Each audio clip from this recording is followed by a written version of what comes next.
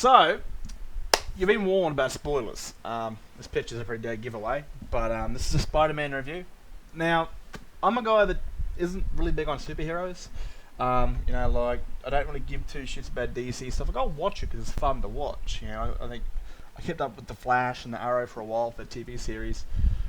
The movie's kind of bombed. So I didn't mind Superman. It wasn't too bad. Batman kept changing actors. It was just fucking confusing. Yeah, more of a Marvel guy because it's just easier because there's a lot more content. Now, Spider-Man.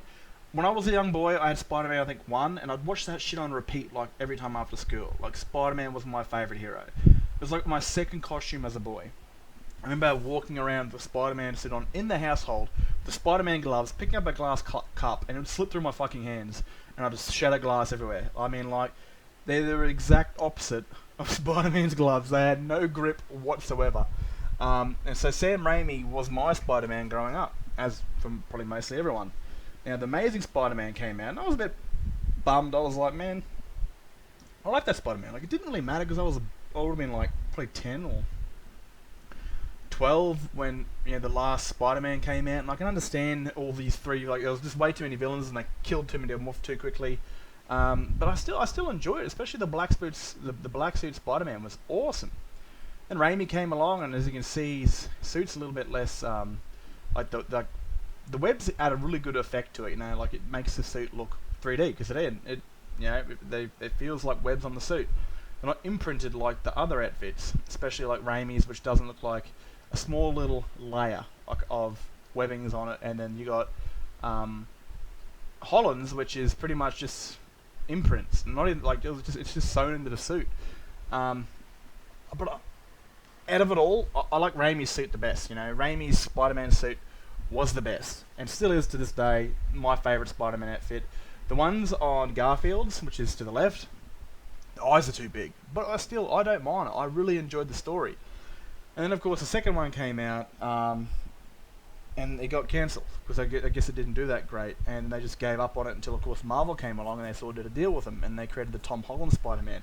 I didn't like that one much because again he was just, like they completely skipped through the story. I can understand that because no one really wants to see it a third time, the whole Uncle Ben situation.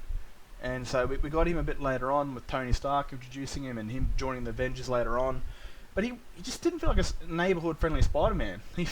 He was international. Fuck, he was... What's the word for interstellar? There you go. He was an interstellar hero. He was fighting people on Mercury. No, it was Mercury? I think it was Mercury. He was on different planets fighting aliens. He was he was an Avenger in this Spider-Man. Like, he wasn't your street-smart Spider-Man. He didn't feel very, like, biotech Spider-Man. He felt more tech, like his suit had too many tech abilities. He didn't rely on his senses. It was just all about his suit, which gave him the awesome Spider-Man powers. And I wasn't a big fan of him because, again, like I said, he felt more like Iron Boy, and he wasn't a friendly neighborhood Spider-Man. It was very different to what the other two were. But this movie changed that. This movie finally made Peter Parker an adult. He's now out of school, and some mature things happen to him, which really is going to shape him into being a really good Spider-Man. So, I did warn you about spoilers. It's somewhat very childish that he wanted the world to forget who he was, and in doing so caused a massive problem. It brought back villains that knew him in different worlds, including these two right here, which was a selfish act to kind of restore his life back to normal. But in doing so, his childish action brought back some very serious villains that had died in different Spider-Man worlds. And this action got his auntie killed. Aunt May was killed right in front of him, right in his arms. And this is when Peter really realised that his mask and his suit isn't there to help him. It's there to hide him. It's there to stop the people he loves getting hurt. And by the really end of the movie, he continues his spell to make everyone forget him. The whole entire reason all this shit happened is he tampered with the spell because he found out that everyone was going to forget who he was. And he didn't want that. And the spell broke, and it brought back people from Raimi's and Garfield's worlds, and it cost him his auntie, and eventually cost him his girlfriend, his best friend, because everyone forgot who he was. By the end of the movie, booked it. He's renting an apartment and he's changed his suit, and I think his suit's gone back to something original, like Raimi's and Garfield's, because I think he's removed the tech out of it, and it's changed color a bit. So I think it's gonna be a lot more light. I think it's gonna be like a sort of cyan blue and red, where these guys have like that sort of dark blue and the red. But yeah, he's finally learnt the maturity of being Spider-Man, as it comes with serious loss. Garfield lost his uncle and his parents, and they all lost their parents. Raimi did too. He lost Uncle Ben, and they put that mask on because it's not just to protect them, but it's to protect the ones they love. And Peter's done that. He's made sure everyone that loved him forgot who he was. He's like the ending of Spider-Man, and I really hope the next Spider-Man is really good, because in the movie, when you see when Doctor Strange is holding him back, he goes, "I can't keep him back anymore." And in the vision, like you could spot certain villains, and what I spotted was Rhino. It wasn't the Rhino from Garfield's universe. It was like a full Rhino, like a humanoid bio experiment that went really bad. Raimi never got a Rhino, but Garfield did, and it was more of a Russian in a fucking mech suit. Where the Rhino that I saw in the vision, that looked like your standing Rhino, like a gigantic man with a horn on, it was your typical Rhino from the Spider-Man game. So the Sinister Six might be coming up. Now, this is my favourite Spider-Man movie to date, not just because it reintroduces these two Spider-Men back into the story, because those Spider-Men were kind of, they were just movies. They were done and dusted. I mean, they no longer mattered because they no longer were part of the story. They were uncanon now because they were forgotten. But having these two Spider-Men come back, it reevaluates their story. Their story is now something. Their story still matters because it still happened in a different universe. So it now pays homage to their stories. That it isn't just some cut project that Sony got rid of and replaced. They are now officially part of the story of the Marvel heroes, of the Marvel cinematic universe. They are now part of the Marvel cinematic universe, regardless of their Sonyverse or whatever. And I do think we're going to see Garfield come back, because there was a Morbius trailer that came out before the movie started, and it showed, and it's produced by Sony, so it's another Sony thing, just like Spider-Man and Venom.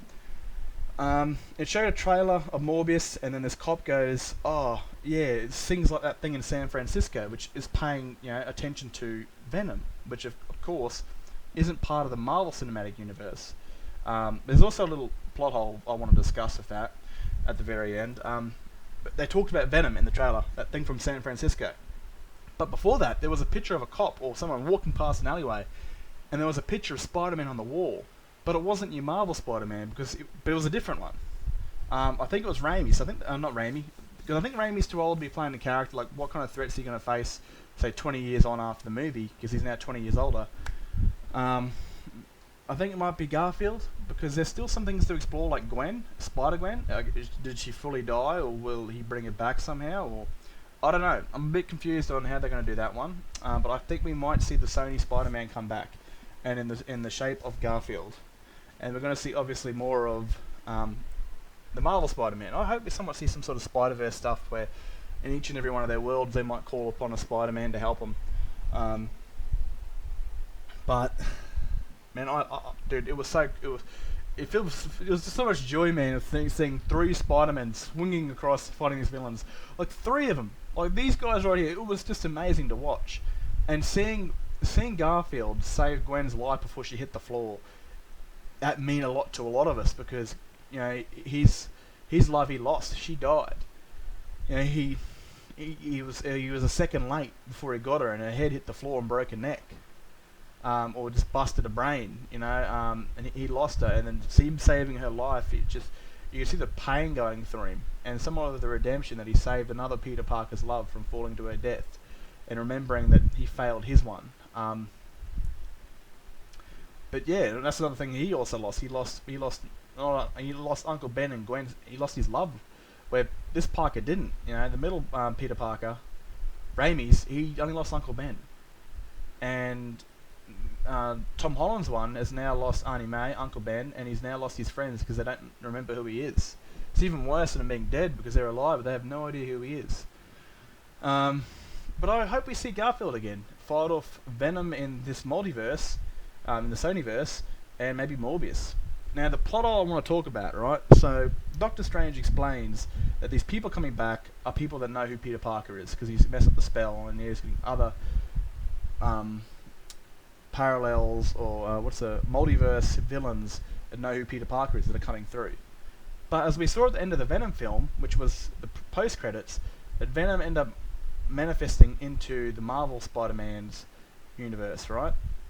And at the end of the Spider-Man movie, he ends up manifesting back.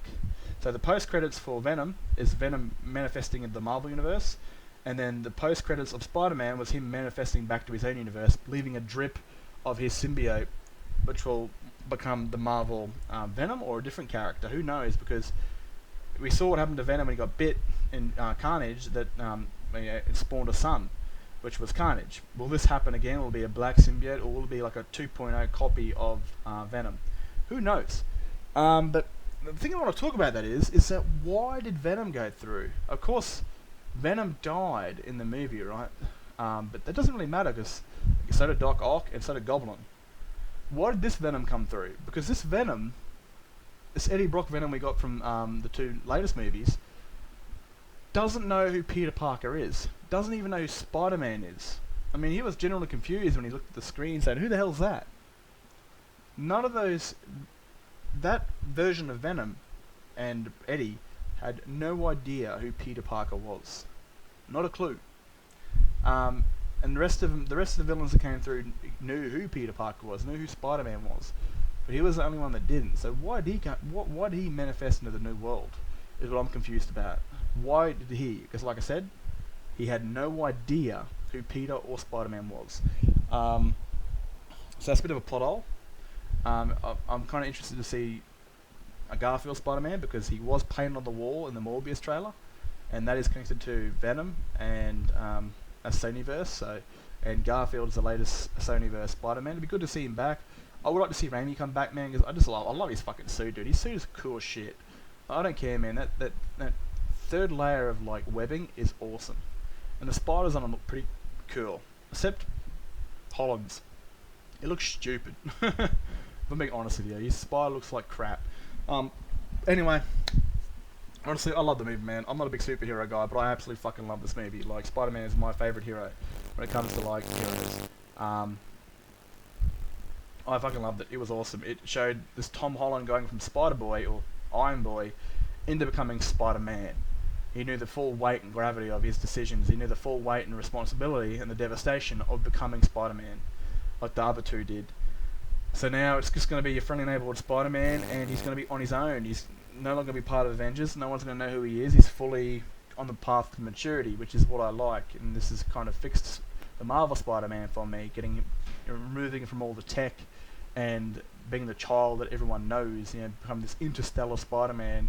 He's now going to be your friendly neighborhood Spider-Man again. Which, if you haven't, like obviously, if you're watching this and you haven't watched it, fucking I don't know what the fuck you're doing here. But man, go and watch it. And if you have watched it, fucking, I hope you loved it too, man, because it was just fucking amazing. I loved it. It was just what the Marvel Spider-Man needed, and having the other two in it was hands down amazing, because it made their stories valid again. We won't just cut projects. They're now part of the cinematic Marvel story again, which is amazing. I'd like to see Raimi again, but he might be too old. It might be a good time for maybe add like a sort of new Spider into it, like Miles Morales, because I don't see how Garfield Spider-Man is going to do it, because again, the spiders are only trained or able to bite a member of his DNA, and Miles Morales is a black kid, so I don't know if Miles Morales is a cousin of somewhat, but I don't see how the spiders would work on Miles Morales, but I see it working for Peter, because Peter's older now. He's like 40 or 50. It might be time to train a new Spider-Man. Someone might have got bit by the same thing, but who knows? Whatever. Fucking loved it, man. I'm going to give it a 10 out of 10. I've never given a single movie in my life a 10 out of 10, but this was a 10 out of 10. This is fucking amazing. Anyway, guys, peace out. I hope you enjoyed it. If you want, like and subscribe. If you don't, I don't give a shit. I'm not a YouTuber by trade. Anyway. Hope you guys have a good day. Peace out.